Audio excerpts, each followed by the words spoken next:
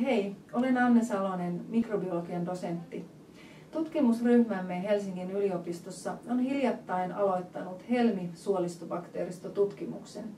Tutkimus kartoittaa lasten suolistobakteeriston kehitystä 2 ensimmäisen ikävuoden aikana.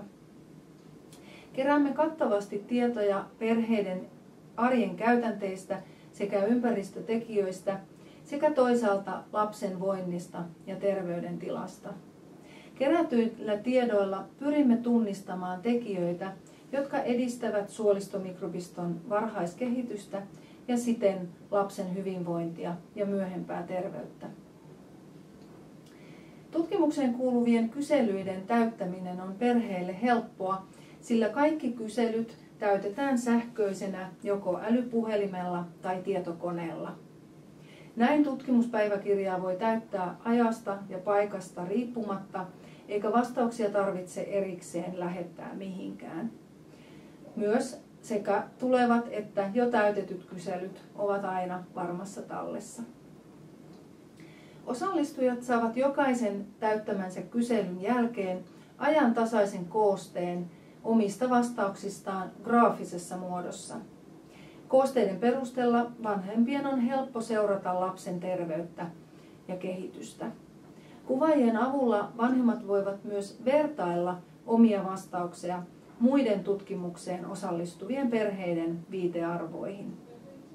Vertailuihin ei käytetä mitään henkilökohtaisia kysymyksiä ja omien vastauksien käytön vertailuihin voi halutessaan myös kokonaan kieltää Helmi-sovelluksen asetukset valikossa.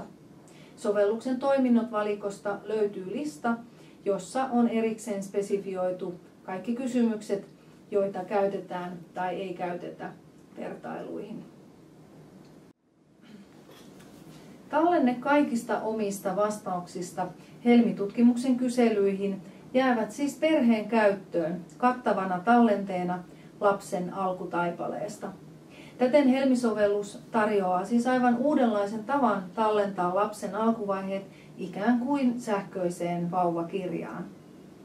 Tietoja voi selata Helmi-sovelluksessa koko tutkimuksen ajan ja ne voi myös tulostaa tai tallentaa sähköisessä muodossa omaa myöhempää käyttöä ja säilytystä varten.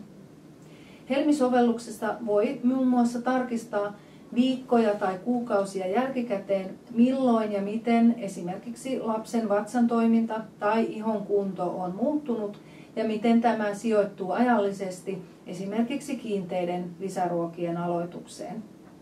Saadaksesi kyseisen Helmi-sovelluksen käyttöösi, osallistu tutkimukseemme. Lisätietoja verkkosivuiltamme helmitutkimus.com sekä Facebook-sivultamme.